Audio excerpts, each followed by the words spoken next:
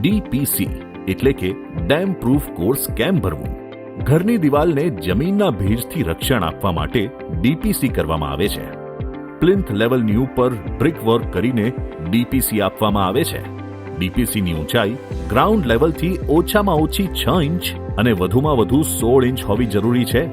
ડીપીસીની thickness 25 થી 55 mm સુધીની રાખવી. ડીપીસી માટે M16 ગ્રેડના કોન્ક્રીટનો ઉપયોગ કરવો.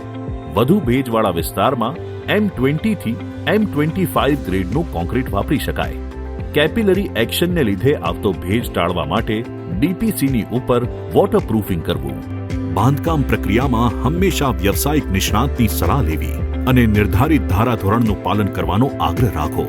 સુરક્ષિત અને મજબૂત બાંધકામ માટે હંમેશા ગુણવત્તાયુક્ત સિમેન્ટ જ વાપરવું.